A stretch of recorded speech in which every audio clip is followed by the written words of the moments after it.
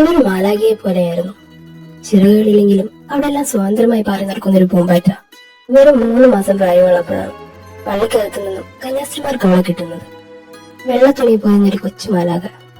തെരേസയാണ് അവൾ ആദ്യം കയ്യിലെടുക്കുന്നത്. ആ കൈകളിൽ അവൾ സുരക്ഷിതയായിരുന്നു. ആരും ഉപേക്ഷിച്ചു പോയൊരു കുഞ്ഞ്. ആരെന്നോ എന്തെന്നോ അവർക്കറിയില്ല. എങ്കിലും അവർ ഒരു മകളെ പോലെ വളർത്തി. അങ്ങനെ അവൾക്കായി അവരൊരു പേരും കണ്ടെത്തി, ആസ്ട്രിയ.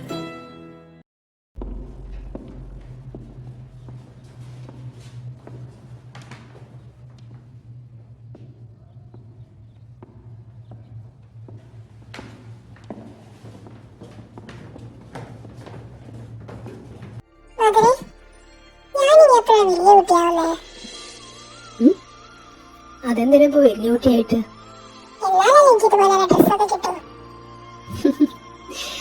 ഈ വസ്ത്രത്തിന് വേണ്ടിയാണോ വലിയ കുട്ടിയാവുന്നേ?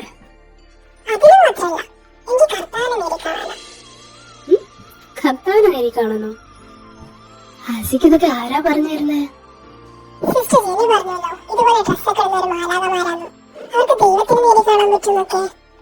ആഹാ, സിസ്റ്റർ അങ്ങനെ പറഞ്ഞോ?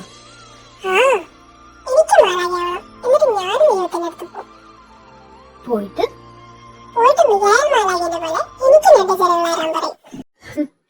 ചിറകോ? അതിനെന്തിനാ?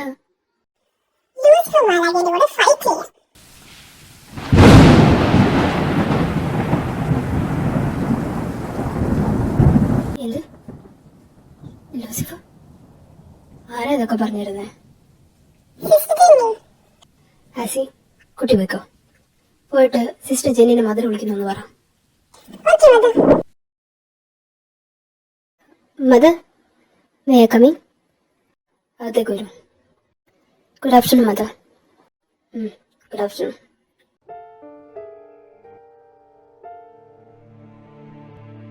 എന്തിനായിരുന്നു എന്നെ വിളിപ്പിച്ചത്? സിസ്റ്റർ ജെന്നി, ആസ്ട്രിയലിനോട് ലൂസിഫറിനെ പറ്റി നിങ്ങൾ പറഞ്ഞിരുന്നോ? മദർ, അത് പിന്നെ പറഞ്ഞു. ഇല്ലയോ? പറഞ്ഞിരുന്നു. I am sorry mother. Jenny, ഇത് പാവനമായൊരിടമാണ്. ലൂസിഫറിനെ കുറിച്ച് പറയുന്നത് പോയിട്ട് ആ പേര് പോലെ ഇവിടെ ആരും ഉച്ചരിച്ചു പോകരുത്. ലൂസിഫർ എന്താണെന്നോ ഏതാണെന്നും ഞാൻ സിസ്റ്റർക്ക് പറഞ്ഞു തരേണ്ട ആവശ്യമില്ലല്ലോ. ഇവിടെയുള്ള കുട്ടികൾ ഓരോരുത്തരും അതറിയാൻ പ്രായമാവുമ്പോ മാത്രം അത് ഞാൻ പറഞ്ഞു കൊടുത്തോളാം, കേട്ടോ? Mother, I am really sorry. ഞാനിതിനെ ആവർത്തിക്കരുത്. Okay mother.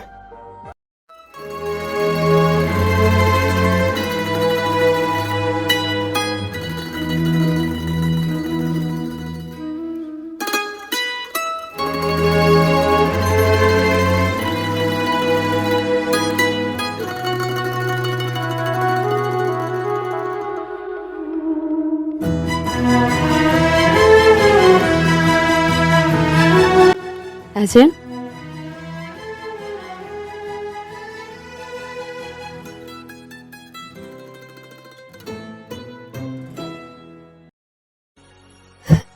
സിസ്റ്റർ മാർഗ്രറ്റ് എപ്പോ വന്നു? ദേ ഞാനിങ്ങ് വന്ന് കയറിയതേ ഉള്ളൂ. ആഹാ, എന്നിട്ട് മദറിനെ കണ്ടായിരുന്നോ? മദറിനൊക്കെ കണ്ടു. എന്തായി വായിക്കുന്നേ? The silent patient. വായിച്ചോ? എന്തു പറ്റി? എന്നോട് എന്തെങ്കിലും പറയാനുണ്ടോ?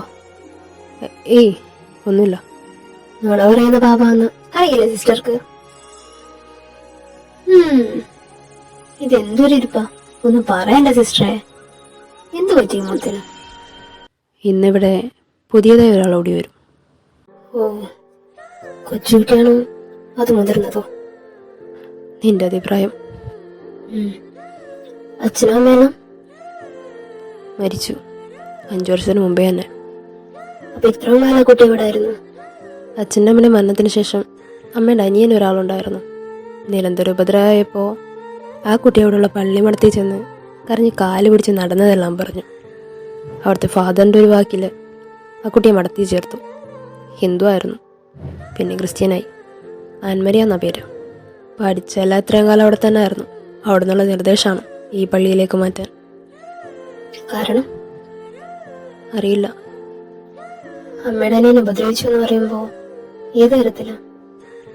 Sexual harassment. ഞാൻ കരുതി. എന്താ സിസ്റ്റർ ഈ ലോകം ഇങ്ങനെ? നന്മ മാത്രമല്ലല്ലോ കുഞ്ഞെ, തിന്മയും ഈ ലോകത്തില്ലേ. കൊച്ചായിരുന്നില്ലേ സിസ്റ്റർ അത്? ഞങ്ങൾക്കൊക്കെ അച്ഛനമ്മയില്ല എന്നൊരു വേദനയേ ഉള്ളൂ. പക്ഷെ ഒരിക്കൽ പോലും അത് വേണമെന്ന് തോന്നിയിട്ടില്ല. അങ്ങനെയാ നിങ്ങളെല്ലാം ഞങ്ങൾ വളർത്തിയത്. ഇതുപോലെ ഇവിടേക്ക് ഓരോ കുട്ടികൾ വന്നു കയറുമ്പോഴും അവർക്ക് എന്തൊക്കെ കഥകൾ പറയാനുണ്ടെന്ന് ഞാൻ ഓർക്കും. ചിലർ കഴിഞ്ഞ കാര്യങ്ങൾ കേൾക്കുമ്പോൾ ഒരു പേടിയാ സിസ്റ്റർ. ജോലിയെല്ലായി കഴിയുമ്പോൾ എല്ലാരും പോയതുപോലെ ഞാനും അവിടെ നിന്ന് ഇറങ്ങണ്ടേ? അന്ന് എന്നെ കൊണ്ട് ഒറ്റക്ക് സർവൈവ് ചെയ്യാൻ പറ്റും സിസ്റ്റർ? പറ്റും. ഞങ്ങളുടെ മോളെ ഞങ്ങൾ അങ്ങനെ വളർത്തിയത്.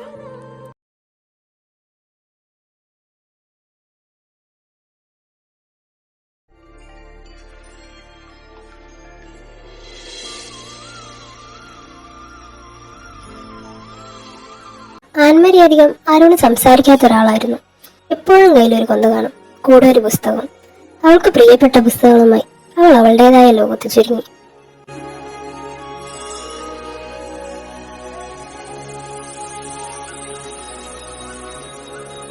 അങ്ങനെ ഇരിക്കുന്നു.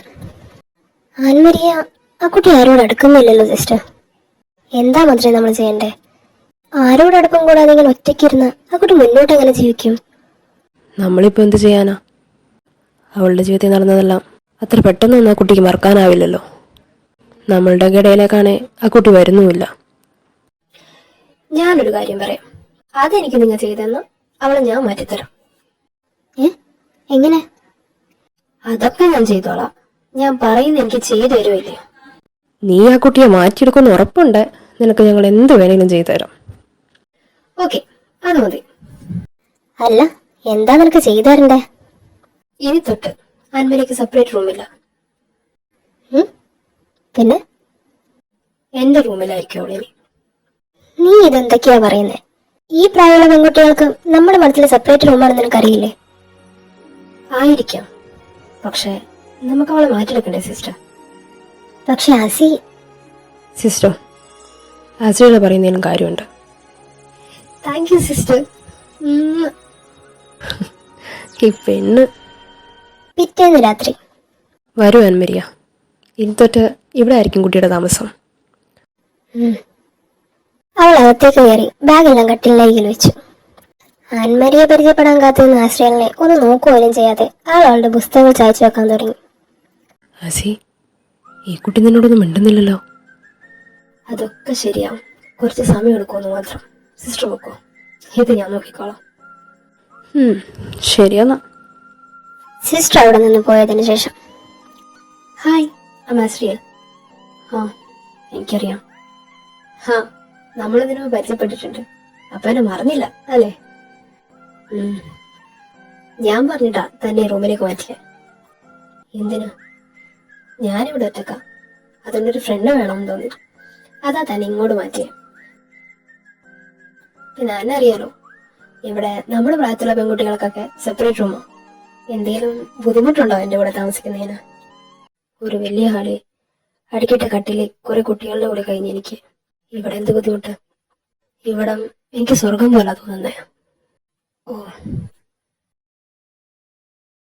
ഹേ, എന്ത് ചെയ്യോ? ഞാൻ നോട്ട്സ് ചെയ്തോ? ഒന്നില്ലേ പഠിക്കാം, ഇല്ലേ നോട്ട്സ് ചെയ്താ, ഇല്ലേ പ്രാർത്ഥിക്കാം. നിനക്ക് ഇത് തന്നെയാണോ പണി? ഊരടിക്കുന്നില്ലേ? ജീവിതമായ എന്തെങ്കിലും ഒരു ത്രില്ല് വേണ്ടേ? സർവശക്തനായ പിതാവും ആകാശത്തിന്റെയും ഭൂമിയുടെയും സൃഷ്ടാവുമായ ദൈവത്തിൽ ഞാൻ വിശ്വസിക്കുന്നു. അവിടുത്തെ ഏകപുത്രനും ഞങ്ങളുടെ കർത്താവുമായ ഈശോ മിശിഹായിൽ ഞാൻ വിശ്വസിക്കുന്നു.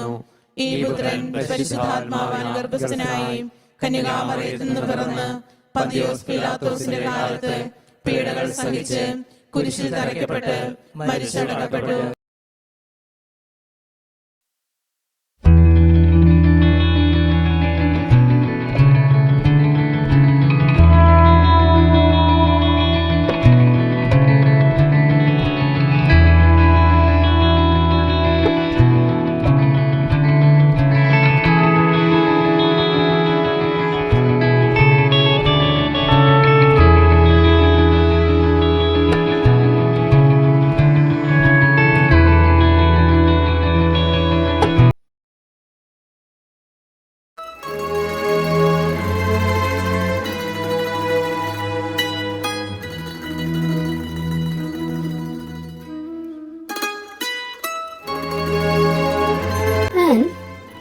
ചെയ്യുവോ? എന്താടി, കണ്ടില്ല നീ എന്താ ചെയ്യുന്നതെന്ന്? അതില്ലേ, നിനക്ക് ഈ വിശ്വാസം കുറച്ച് കൂടിയ ടൈപ്പാണല്ലോ. അതെ, നിന്നെ പോലല്ല. എന്നതാ ഈ ബൈബിളൊക്കെ അരച്ച് കലക്കി കുടിച്ച നിനക്ക് ഞാൻ ചോദിക്കുന്ന ചോദ്യത്തിന് എന്തായാലും ഉത്തരം ഉണ്ടാവും ഇല്ലേ? എന്നതാടി ഒരു ഉടായിപ്പ്? നീ കാര്യം എന്നാ വെച്ചാ പറ. ഈ ലൂസിഫറിനെ പറ്റി എന്താ നിന്റെ അഭിപ്രായം? വളരെ മോശമായ അഭിപ്രായം. എന്നതാടി നിനക്ക് പെട്ടെന്നൊരു ലൂസിഫർ എന്താ? ചെറുപ്പത്തിലൊരിക്കൽ ഞാൻ മദറിനോട് ലൂസിഫറിനെ പറ്റി ചോദിച്ചു, പക്ഷെ പറഞ്ഞു തന്നില്ല. അതുമാത്രല്ല, എനിക്ക് ആദ്യമായിട്ട് ലൂസിഫറിന്റെ പേര് പറഞ്ഞിരുന്നത് ജെനി സിസ്റ്ററാ. സിസ്റ്ററിന് ഒരുപാട് വഴക്ക് പറഞ്ഞു. അതിനുശേഷം ഞാൻ ഒരുപാട് പേരോട് ചോദിച്ചു, ആരും പറഞ്ഞു തന്നില്ല. പക്ഷെ ഒരാൾക്ക് പറയാൻ പറ്റും. ആർക്ക്? നിനക്ക്. എനിക്കോ? ഒന്ന് പോയേ നീ. നട്ടപാത്രക്ക് വേറെ ഒന്നും കിട്ടിയില്ല കൊച്ചിനെ ചോദിക്കാൻ. എന്താ അങ്ങനെ പറഞ്ഞേ? അപ്പൊ നിനക്ക് ലൂസിഫറിനെ പറ്റി അറിയാം ഇല്ലേ? അതെ അറിയാം, പക്ഷെ നിനക്ക് പറഞ്ഞു തരത്തില്ല. അന്നാമോ പറഞ്ഞു തരത്തില്ലെന്ന് പറഞ്ഞാ പറഞ്ഞു തരത്തില്ല. പ്ലീസ്, എന്റെ അന്നെ കൊച്ചല്ലേ, ഒന്ന് പറഞ്ഞതാ. പറയില്ല ആസി, നീ കിടക്കാൻ നോക്ക്.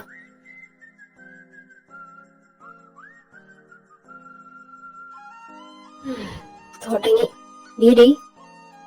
അവൾ ആശ്രിയയുടെ പിന്നിലൂടെ കെട്ടിപ്പിടിച്ചു. എന്നതാടി കൊച്ചി നിന്റെ പ്രശ്നം? എന്തെങ്കിലും കേൾക്കാൻ കാത്തിരിക്കണം മുഖം വീർപ്പിക്കാൻ. ഡീ ഒന്ന് മിണ്ടടി. ഇവളിത്. ഇനി വാ, ഞാൻ പറഞ്ഞുതരാം. ശരിക്കും പറയോ? ഓഹ്, എന്താ ഒരു ശുഷ്കാന്തി. വാ ഇങ്ങോട്ട്, പറയാം. പക്ഷെ ഒരു കാര്യമുണ്ട്, കഥ എവിടെ തുടങ്ങുന്നു എവിടെ അവസാനിക്കുന്നു അവിടെ അങ്ങ് വിട്ടേക്കണം. ഇതിന്റെ പിന്നാലെങ്ങാനും നീ അന്വേഷിച്ച് പോയി എന്ന് ഞാൻ അറിഞ്ഞ ഹസി, നിനക്കെന്നറിയാലോ. ഏയ് ഇല്ല, ഞാൻ പോത്തില്ല. എല്ലാരും പെരയെ പഠിക്കുന്ന പേര് ലൂസിഫർ. അതിനെ കുറിച്ച് അറിയാനൊരു ക്യൂരിയോസിറ്റി, അത്രയേ ഉള്ളൂ. എങ്കിൽ നിനക്ക് കൊള്ളാം.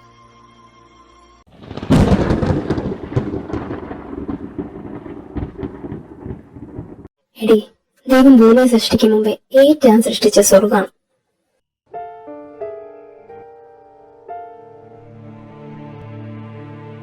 അവിടെ ഒരുപാട് മാലാഖമാരുണ്ടായിരുന്നു. മാലാഖമാരിൽ തന്നെ ഒരുപാട് കാറ്റഗറീസ് ഉണ്ട്. ഈ ദൈവത്തിനോട് ഏറ്റവും അടുത്തിരിക്കുന്ന മാലാഖമാരെയാണ് ആർക്കേഞ്ചൽസ് എന്ന് പറയുന്നത്. ആർക്കേഞ്ചൽസ് അതായത് ഈ മിഖായേൽ, റാഫേൽ, ഗബ്രിയേൽ, യൂരിയൽ, ഇതൊക്കെ ആർക്കേഞ്ചൽസാ. ഇതേ ആർക്കേഞ്ചൽസിൽ ഒരാളായിരുന്നു ലൂസിഫർ. ലൂസിഫർ ആർക്കേഞ്ചൽ ആയിരുന്നു.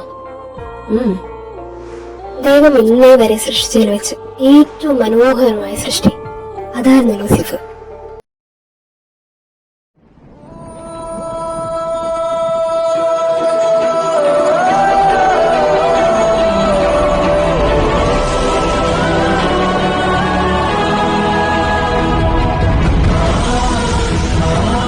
അവനെ സൃഷ്ടിച്ച നാൾ മുതൽ എല്ലാ വശങ്ങളിലും തികഞ്ഞൊരു സൃഷ്ടിയായിരുന്നു ലൂസിഫർ. എല്ലാ മാലാഖമാരിലും ദൈവത്തിന് ഏറ്റവും പ്രിയപ്പെട്ടവനായിരുന്നു ലൂസിഫർ.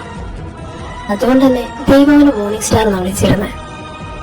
കാരണം അവൻ കാഴ്ചയിലെ വെളിച്ചം പോലെ നിൽക്കൊള്ളവനായിരുന്നു. തൂവള ചിറകുകളും വജ്രം പോലുള്ള കണ്ണുകളും സ്വർണം പോലുള്ള മുടിയും ഒക്കെ അവനുണ്ടായിരുന്നു. ലൂസിഫറിന്റെ അഴകിനെ കുറിച്ച് എത്ര വർണ്ണിച്ചാലും മതിയാവില്ല, അത്ര ഭംഗിയായിരുന്നു.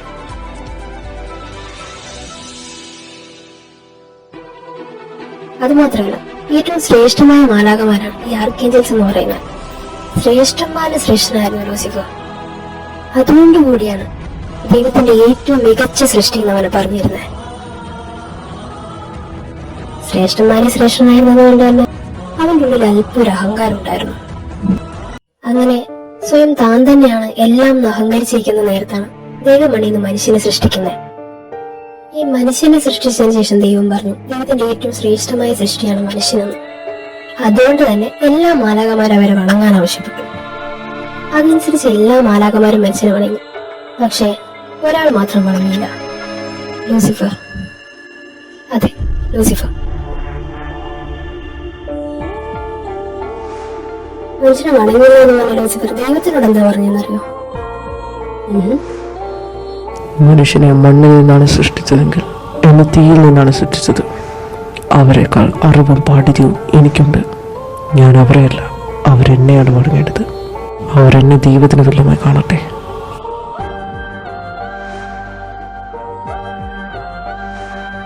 ആ ചിന്ത അവരെ തികച്ചൊരു അഹങ്കാരിയാക്കി മാറ്റുകയായിരുന്നു. അങ്ങനെ അവസാനം പ്രഖ്യാപിക്കുകയാണ്, ഞാൻ ദൈവത്തിന് മുകളിലെത്തും. നക്ഷത്രങ്ങൾക്ക് മുകളിൽ ഞാൻ എൻ്റെ സിംഹാസനം പണിയും. ഇനി മുതൽ ഞാനായിരിക്കും നിങ്ങളുടെ പുതിയ ദൈവം. എന്നിട്ട് ലൂസിഫർ ദൈവത്തിനെതിരെ തിരിഞ്ഞു. ബുദ്ധിമാനായ ലൂസിഫർ ദൈവത്തിന് 4 പക്ഷം മാലാകമാറി ഒരു പക്ഷത്തെ അവന്റെ ഭാഗത്തേക്കാക്കി. പിന്നെ സ്വർഗത്തിൽ നടന്നത് ഈ ഭൂമി തന്നെ പ്രകമ്പനം കൊള്ളിക്കുന്ന തരത്തിലുള്ള യുദ്ധമായിരുന്നു. യുദ്ധത്തിൽ ദൈവത്തിന്റെ സൈന്യത്തിന് നേതൃത്വം വഹിച്ചത് മിഖായേൽ മാലാഖയായിരുന്നു. ആ യുദ്ധത്തിൽ 2 ഗാനങ്ങളാൽ ലൂസിഫർ പിന്നിലായിരുന്നു. ഒന്ന്, യുദ്ധത്തിനായി സജ്ജായ ലൂസിഫറിന്റെ സൈന്യം, അത് ദൈവത്തിന്റെ സൈന്യത്തേക്കാൾ കുറവായിരുന്നു. രണ്ടാമത്തത് തലക്ക് മുകളിൽ നിന്നവന്റെ അഹങ്കാരം. ആ അഹങ്കാരം അവന്റെ കഴിവുകൾ അവന്റെ കണ്ണീര് മറച്ചു വെച്ചു. പിന്നീട് പിടിച്ചു നിൽക്കാൻ കഴിയാതെ വന്നപ്പോൾ ലൂസിഫർ ഡ്രാഗനായി മാറി.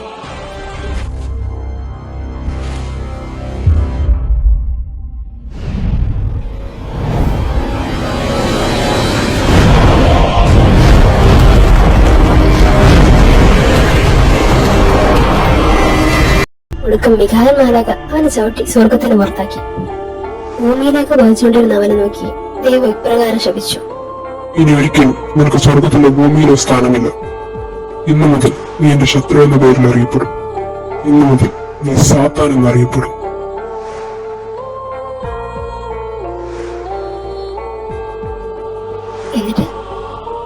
എന്നിട്ടെന്താ, അവസാനം സ്വർഗത്തിലും ഭൂമിയിലും പ്രവേശനമില്ലാതെ ലൂസിഫർ നരകത്തിലേക്ക് താഴ്ത്തപ്പെട്ടു. ഇതിനിടയിൽ എനിക്ക് ഇൻട്രസ്റ്റിംഗ് ആയി തോന്നി മറ്റൊരു കാര്യം കൂടിയുണ്ട്. അതെന്താ, നമ്മളെല്ലാരും പറയുന്നത് നരകത്തിലെ ഒറ്റ രാജാവാണെന്നല്ലേ? എന്നാ അങ്ങനെയല്ല. നരകത്തിൽ മൊത്തം 7 രാജാക്കന്മാരുണ്ട്. 7 രാജാക്കന്മാരോ?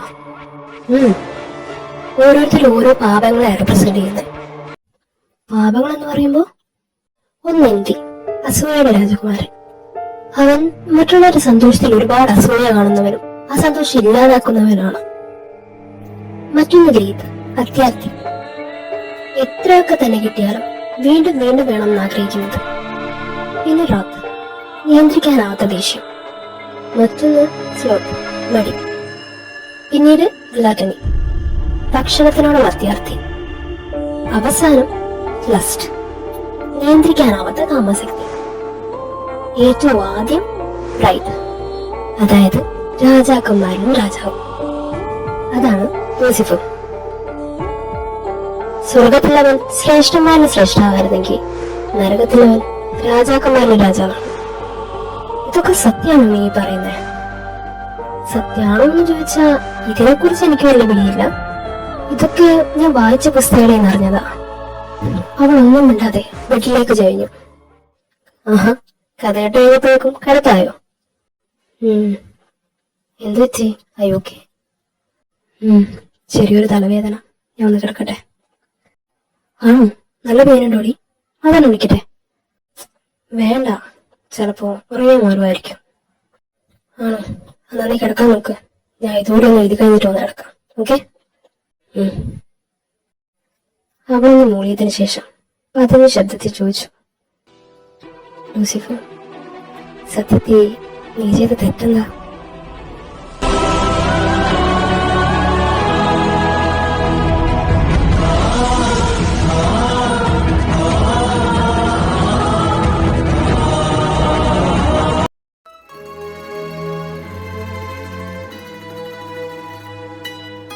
ആസി, ആസി, ഇതെവിടെ പോയി? അവിടെ എല്ലാം നോക്കി. ആസി അവളെ കാണാതായപ്പോ അവൾ നേരെ മദാന്റെ റൂമിലേക്ക് നടന്നു. പോകുന്ന വഴി, ആസി, നീ ഇവിടെ എന്താ ചെയ്യുന്നേ? ആഹാ, രാവിലെ തുടങ്ങിയതിന്റെ പണം വരാ. നിനക്കൊന്ന് പറഞ്ഞിട്ട് പോക്കൂടെ വെച്ചേ എന്നും പറഞ്ഞ് ആൻ ആ ഗ്യാലറിയിലേക്കൊന്ന് നോക്കി. അത് കണ്ടതും, ആസി, ഇത്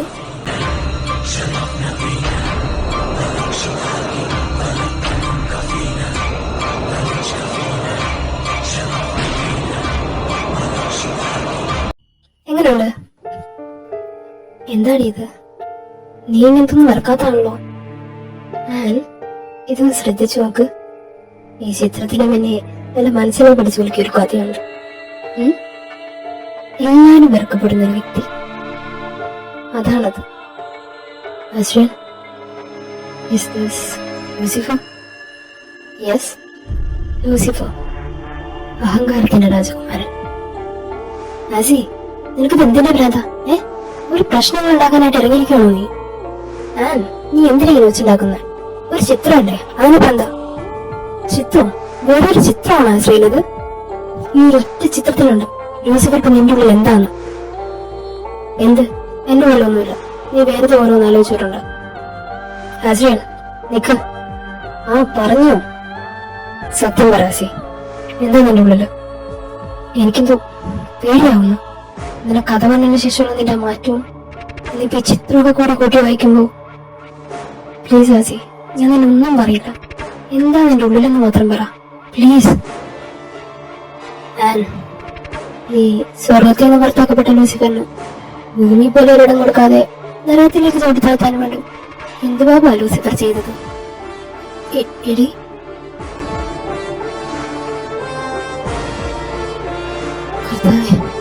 എന്തൊക്കെയാ പറയുന്നത്? അന്ന് മുഴുവൻ ആൻ അവളോട് മിണ്ടിയില്ല. രാത്രി പ്രയറിന് ശേഷം ആസി, ഓക്കെ? ആണല്ലോ. എന്തേ? ഒന്നില്ല. ആൻ, ഞാനൊരു കാര്യം ചോദിക്കട്ടെ? ചോദിക്കേ. ലൂസിഫർ അവൻ മറ്റുള്ളവരുടെ സന്തോഷത്തെ ഇല്ലാതാക്കിയിട്ടില്ല, ആരെയും വേദനിപ്പിച്ചിട്ടില്ല, ഭക്ഷണം നിരസിച്ചിട്ടില്ല, കൊല ചെയ്തിട്ടില്ല, സ്ത്രീകളോടോ കുട്ടികളോടോ മോശമായി പെരുമാറിയിട്ടില്ല, മോഷ്ടിച്ചിട്ടില്ല. അഹങ്കാരം എന്ന് പറഞ്ഞ ദൈവനെ നരകത്തിലേക്ക് ചവിട്ടിത്താഴ്ത്താതെ എന്തുകൊണ്ട് ഭൂമിയിൽ ഒരിടം കൊടുത്തില്ല? കാരണം അഹങ്കാരം ഒരു പാപമായതുകൊണ്ട്. അഹങ്കാരം പാപമാണെങ്കിൽ ഞാൻ ഈ പറഞ്ഞതൊക്കെ വലിയ വലിയ പാപങ്ങളല്ലേ? ദൈവത്തിന്റെ ഏറ്റവും മഹത്തായ സൃഷ്ടി എന്ന ദൈവം ഒരിക്കൽ പറഞ്ഞ മനുഷ്യന്മാര്, അവരെ നീ ഭൂമി ചെയ്തു കൂട്ടുന്നതിന്റെ ഒരംശം പോലും ലൂസിഫർ ചെയ്തിട്ടില്ല. സത്യല്ലേ? ഇതെല്ലാം വെച്ച് നോക്കുവാണെ അഹങ്കാരം ഒരു പാപമാണോ? അഹങ്കാരം ഒരു പാപം തന്നെയാണ്. പക്ഷേ എന്തോ ഒരു പക്ഷേ. ഒന്നുമില്ല. എന്നെ നോക്കി പറയാൻ നന്മ തിന്മ ഒക്കെ മറന്നുകളാ.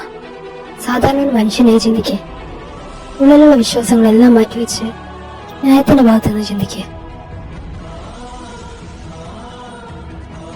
ഇനി പറ, നരകത്തിലേക്ക് ചവിട്ടി താഴ്ത്താനും വേണ്ടും ലൂസിഫർ പാപം ചെയ്തിരുന്നോ?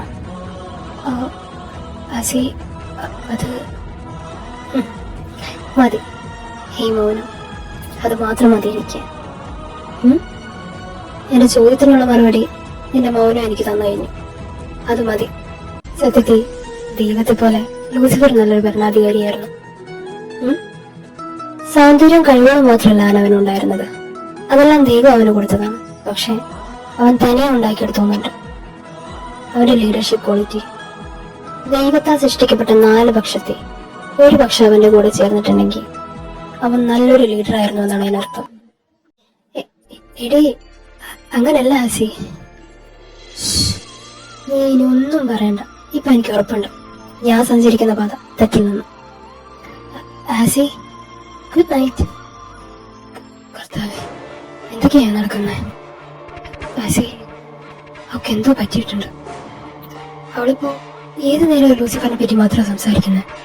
ഇനി ഇതിന്റെയൊക്കെ ഭവിഷ്യത്ത് എന്താന്ന് ആലോചിച്ചിട്ട് എനിക്കൊരു എത്തും പിടിയും കിട്ടുന്നില്ല.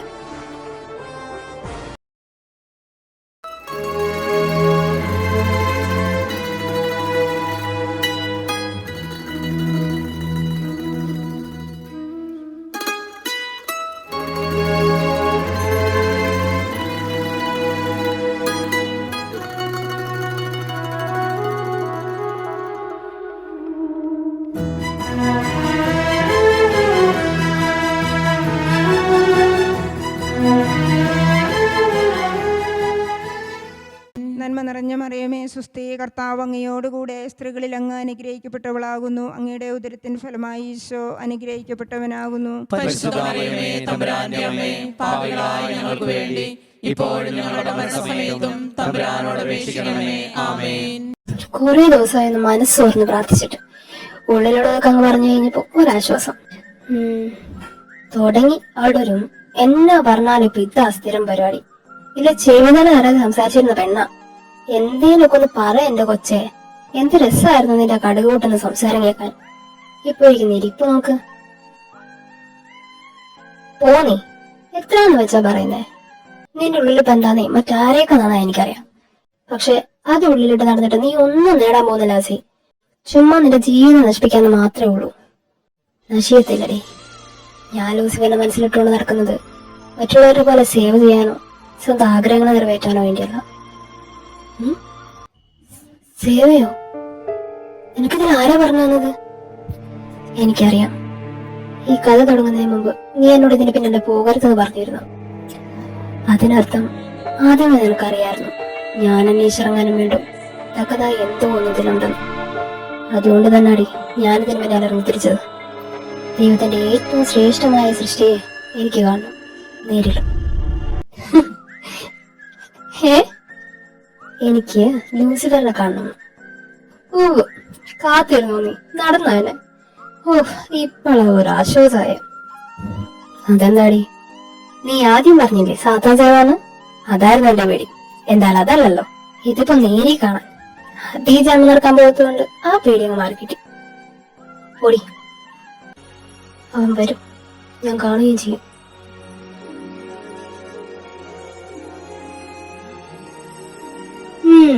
എന്ത് നല്ല നടക്കാത്ത സ്വപ്നം. നമുക്ക് കിടക്കാൻ നോക്കു വച്ചേ. എനിക്കറിയാം നീ വരുമെന്ന്. ഈ ഉള്ളിൽ നിനക്കിപ്പോൾ സ്ഥാനം അത് മറ്റൊന്നാണ്. ഇനി അങ്ങോട്ട് എന്നും ഞാൻ കാത്തിരിക്കും ഈ ഒരാൾക്കായി.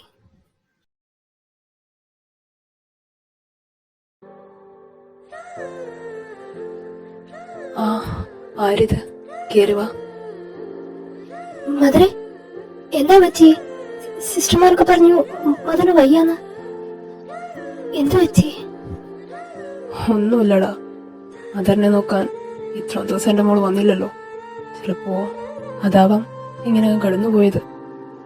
മധുരെ, ഞാൻ ചുമ്മാ പറഞ്ഞതാ മോളെ. അതൊന്നല്ല, മദറിനിപ്പോ കുറച്ച് ദിവസമായി ഒട്ടും വയ്യ. ഇനിയിപ്പോ എഴുന്നേറ്റ് നടക്കാനൊക്കെ വലിയ ബുദ്ധിമുട്ടാവുന്ന ഡോക്ടർ പറഞ്ഞു. എന്തൊക്കെയായി പറയുന്നത്? എന്താ പറ്റി എന്റെ മദറിന്?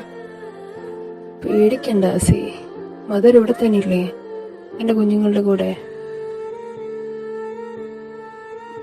മധുരെ, ആസി, ആസി, ആസി മോളെ. ആസി, ആസി, ആൻ, ആൻ. ആ മധുരെ, ഇതാ വരുവാ. ആസി, ആസി, എന്ത് പറ്റി?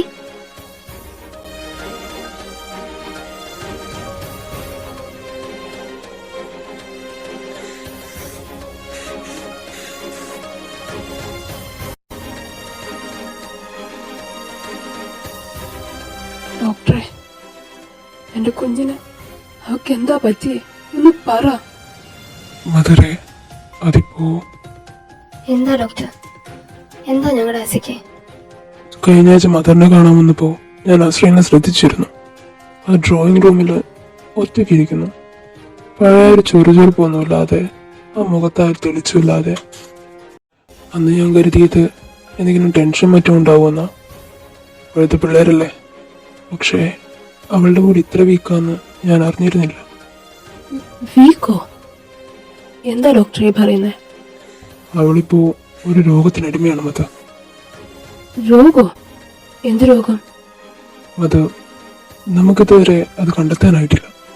ഞങ്ങളെ കൊണ്ടാവുന്ന രീതിക്കെല്ലാം ഞങ്ങൾ ശ്രമിക്കുന്നുണ്ട്. റിപ്പോർട്ട്സ് എല്ലാം ഞാൻ സാമച്ചൻ അയച്ചിരുന്നു. അച്ഛനും കൈവഴിഞ്ഞ അവസ്ഥയാ. അവളുടെ രോഗലക്ഷണങ്ങളോ റിപ്പോർട്ട്സ് വെച്ച് നമുക്കൊന്നും നിശ്ചയിക്കാനാവുന്നില്ല. അതുമാത്രമല്ല, അവളുടെ ശരീരം മരുന്നിനോട് റിയാക്ട് ചെയ്യുന്നില്ല. ഇച്ചായ, എന്തൊക്കെയാ മോനെ നീ പറയുന്നേ? ആസി, അവക്ക് എന്ത് രോഗം വരാനാ? ഇത്രയും ദിവസം അവിടെ ഓടി നടന്നു. സിസ്റ്ററെ, ആസിക്ക് എന്താ പറ്റിയേ? ഡോക്ടർ പറയുന്ന പോലെ കുറെ നാളായി അവളൊന്ന് ചിരിച്ച് ഞാൻ കണ്ടിട്ട്. അവക്ക് എന്തായിരുന്നു സിസ്റ്റർ? ഞങ്ങൾക്കൊന്നും അറിയില്ല. പെട്ടെന്നൊരു ദിവസം കുട്ടി ഞങ്ങളോടുള്ള സംസാരമെല്ലാം നിർത്തി. ഇടയ്ക്ക് മാത്രം ഒന്ന് ചിരിച്ചതായി. എപ്പോഴും സംസാരിച്ചുകൊണ്ടിരിക്കുന്ന കുട്ടിയാ. അതെല്ലാം കുറഞ്ഞു. പിന്നെ ഞങ്ങൾക്കും അവളെ അങ്ങ് ശ്രദ്ധിക്കാനായില്ല. അവളെപ്പോഴും നിന്റെ കൂടെ ആയിരുന്നില്ലേ? നീയും ശ്രദ്ധിച്ചില്ലേ അവളെ? മധു, ഞാൻ ഇച്ചയ ആ ആൻ, എന്റെ ആസി, അവക്കിപ്പോ എങ്ങനെയുണ്ട്? ഇനിയൊരു ഹോപ്പ് നിങ്ങൾക്ക് ആർക്കും എനിക്ക് തരാനാവില്ല. എൻ്റെ മാക്സിമം ഞാൻ ശ്രമിക്കുന്നുണ്ട് മോളെ. പക്ഷേ വീണ്ടും വീണ്ടും തോറ്റു പോവാ ഞാൻ. കർത്താവേ, എന്തിനാ ഞങ്ങൾക്ക് ഇങ്ങനെ ഒരു പരീക്ഷണം? പ്രാർത്ഥിക്കാം മദറെ. നമ്മുടെ കുഞ്ഞിന്റെ ജീവന് വേണ്ടി ഇനി നമുക്ക് അതേ ആവും. അതെ, നെഞ്ചൊരുക്കി പ്രാർത്ഥിച്ചാലേ ദൈവത്തിന് ഒരിക്കലും കൈവിടാനാവില്ല. എന്റെ കുഞ്ഞിനെ അവൻ കൈവിടില്ല. കണ്ണുനീരും മുത്തല്ലോ ഈ കാരുണ്യ തീരങ്ങളിൽ, കാത്തു നിൽക്കും ത്യാഗങ്ങളിൽ നാം കാണുന്നു സൂര്യോദയം. തമ്മിൽ പ്രിയമാകണം, നെഞ്ചിൽ നിറവാകണം, കണ്ണിൽ കനിവൂരണം, നമ്മളൊന്നാകണം. എങ്കിലകവും പുറവും നിറയും. ഇവളിൽ നിന്നും തങ്കക്കുടം, ചിരി പെയ്യുന്ന തുമ്പക്കുടം. അത് ഞാൻ പോരാ. അവളെ രക്ഷിക്കാൻ ഇനി ലോകത്ത് ഒരാൾക്ക് മാത്രമേ സാധിക്കൂ. നീ ഇതെങ്ങോടാ? അവൾ നേരെ വന്നത് മഠത്തിൽ അവരുടെ റൂമിലേക്കാണ്. ആശ്രയന്റെ ഡ്രോയർ തുറന്നവൾ അവിടെ എല്ലാം മരിച്ചു പിറക്കി. ഒടുക്കം ആസി, എനിക്കറിയില്ല ഇതിനകത്ത് എന്താ നീ കുത്തിക്കുറിച്ചിരിക്കുന്നതെന്ന്. പക്ഷെ ഞാനിപ്പോ അന്വേഷിക്കുന്ന ഇതിലുണ്ടാവുമെന്ന് എന്റെ മനസ്സ് പറയാ. അവൾ ആ പുസ്തകമെല്ലാം തുറന്നു. അതിലൂടെ അവൾ വിരലുകൾ ഓടിച്ചു. ഒടുക്കം അവൾ എന്താണോ അന്വേഷിച്ചത് അത് അവളുടെ കണ്ണിലുടക്കി. അവൾ ആ റൂമിന്റെ കഥ കടിച്ചു. എനിക്കറിയാം ഇതെല്ലാം തെറ്റാണെന്ന്. പക്ഷേ ഇതല്ലാതെ എന്റെ കൊച്ചിനെ രക്ഷിക്കാൻ എനിക്കിപ്പോ വേറെ വഴിയില്ല. എന്റെ മുന്നിൽ മറ്റൊരു മാർഗവുമില്ല. മരണം വന്നേ പറ്റൂ.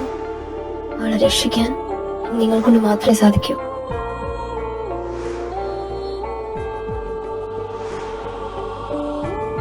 In the name of Satan, the ruler of the earth, the king of the world, I command the force of the darkness, bestow the infernal power upon me.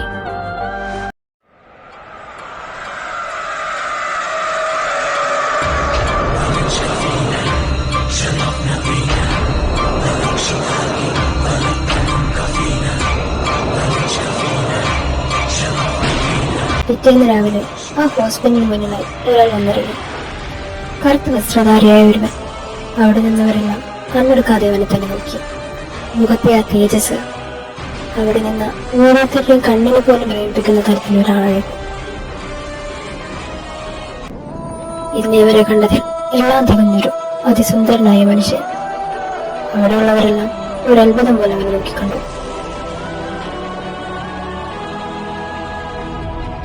നടന്നു നീങ്ങിക്കൊണ്ടിരുന്നവന്റെ കാലുകൾ ചെന്ന് നിന്നത് ഐസിയുവിന്റെ മുന്നിലായിരുന്നു. അവനെ കണ്ടതും അവരെല്ലാവരും തനിയെ എഴുന്നേറ്റ് നിന്നുപോയി. ആരാ? അതിനിപ്പോൾ ഇവിടെ പ്രസക്തിയില്ല. ഞാൻ അവളെ കാണാൻ വന്നതാണ്. ഞങ്ങളുടെ കുഞ്ഞ് ഒരാഴ്ചയായി അവളിവിടെ. നിങ്ങളുടെ ഈ വേദനയ്ക്ക് ഇനി അധികം ആയുസില്ല. അച്ചോ, അവൾ ജീവിതത്തിലേക്ക് തിരിച്ചു വരും. നേരാണോ അച്ചോ? എന്റെ കുഞ്ഞ് ശരിക്കും അവൾ രക്ഷപ്പെടുവോ? അവളുടെ രോഗം കണ്ടെത്തപ്പെടും. അതിൽ നിന്ന് വിമുക്തയാക്കാൻ അവൾക്ക് ഈ പണത്തിൻ്റെ ആവശ്യം വരും. തീർച്ച. ഇതെൻ്റെ വാക്കാണ്. കൊടുത്ത വാക്കുകൾ ഇതുവരെ തെറ്റിച്ചിട്ടില്ല. ഇത് വാങ്ങിയാൽ അച്ചോ, ഇത് ഞങ്ങൾ ആൻമരിയ, നീ ഇത് വാങ്ങിക്കൂ. ഇതിനെന്തുകൊണ്ടും അർഹ നീയാണ്. ഞാൻ എനിക്ക് പോകാനുള്ള നേരമായി. അവൾ ഉണരുമ്പോൾ ഇതവളുടെ കരങ്ങളിൽ ഏൽപ്പിക്കണം. ഇതവൾക്ക് മാത്രമുള്ളതാണ്. ഞാനത് വാങ്ങി.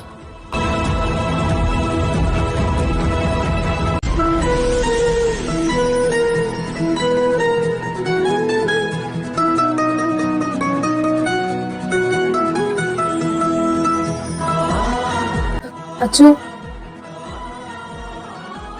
അച്ഛൻ ഏതിടവകയിലാ?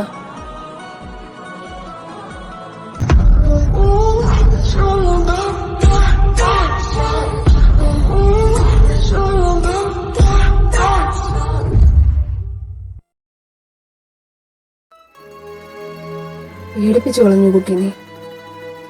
എന്തായാലും ആയുധത്തോടുകൂടി നമ്മുടെ മോളെ നമുക്ക് തിരിച്ചു കിട്ടിയല്ലോ. അത് തന്നെ ഭാഗ്യം.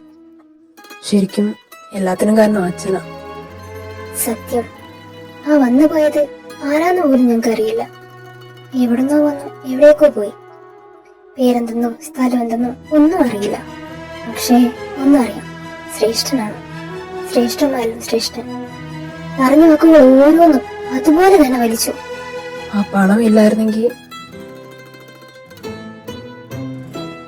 അതേസമയം ആൻ അവളുടെ കൈകളിലേക്ക് ഒരു ഇൻവെൽപ്പ് വെച്ച് നീട്ടി. തുറന്നു നോക്ക്. ഇവിടെ നിന്ന് ഇറങ്ങുമ്പോ അദ്ദേഹം നിനക്കായി തന്നേൽപ്പിച്ചതാണ്. എന്നിൽ നിന്നും ഒന്നും പ്രതീക്ഷിക്കാതെ ആദ്യമായി എൻ്റെ അരികിൽ വന്നവളാണ് നീ. നിന്റെ ജീവൻ അതെൻ്റെ ഉത്തരവാദിത്വമായിരുന്നു. അത് വായിച്ചതും അവൾക്കൊന്നും മനസ്സിലായില്ല. ഒരു ചെറിയ സംശയത്തോടു കൂടി അവൾ ആനിനെ നോക്കി. ആൻമരിയ ആ ലെറ്റർ മറുവശത്തേക്ക് തിരിച്ചുകൊണ്ട് അതിനടിയിൽ എഴുതിയിരിക്കുന്ന ആ ലെറ്റർ അവൾക്ക് കാണിച്ചു കൊടുത്തു. യൂസഫ്, അതെ, എന്നാലും അതാരായിരിക്കും അത്? ഇതൊരു ചൈതന്യമായിരുന്നു അവിടുത്തെ. ഇവിടുള്ള എല്ലാവരും അദ്ദേഹത്തെ തന്നെ നോക്കുമായിരുന്നു. അതൊന്ന് കാണേണ്ടത് തന്നെയായിരുന്നു. ആ അച്ഛൻ ഇടവേ ഏതാണെന്ന് അറിഞ്ഞിരുന്നേ ഒന്ന് പോയി കാണായിരുന്നു. മദർ, ആ അച്ഛന് ഇടവകയില്ല. പിന്നെ ഇനി ഒരിക്കലും കാണാതിരിക്കാൻ പ്രാർത്ഥിച്ചോളൂ. അതാണ് നിങ്ങൾക്ക് എല്ലാവർക്കും നല്ലത്.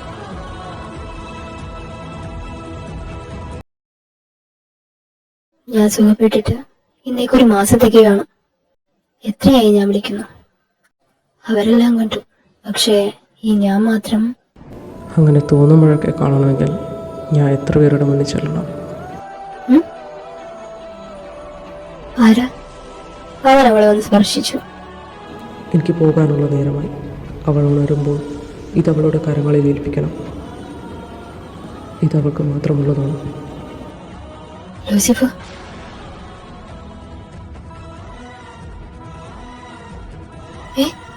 പോവാണോ? എനിക്ക് നിങ്ങളോട് സംസാരിക്കണം.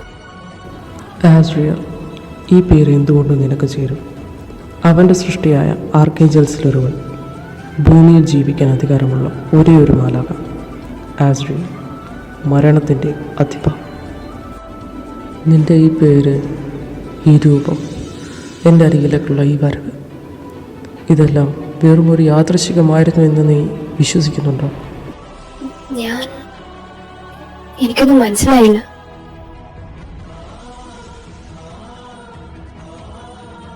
ലൂസിഫർ, എല്ലാരും കണ്ട മതി പറഞ്ഞ മുഖം എനിക്കും കാണണം. കണ്ടേ പറ്റൂ, അല്ലാതെ അതൊക്കെ ഞാനവിടെ തനവില്ല. അവളുടെ ഭാഷയ്ക്ക് മുന്നിൽ കീഴടങ്ങി കൊടുക്കാനാണ് അവന്റെ മനസ്സവനോട് പറഞ്ഞത്. അവൾക്ക് കാണുവാനായി മുഖത്തു നിന്നും അവനെ ദൂരെ മാറ്റി.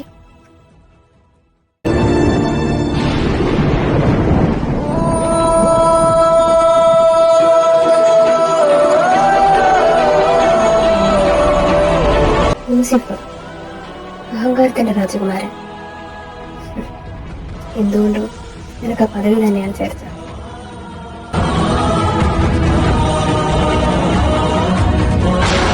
ഞാൻ കാത്തിരിക്കാം ഈ ഒരു വരവിനായി എന്റെ മരണം വരെ. എനിക്ക് വേണമെന്നില്ല.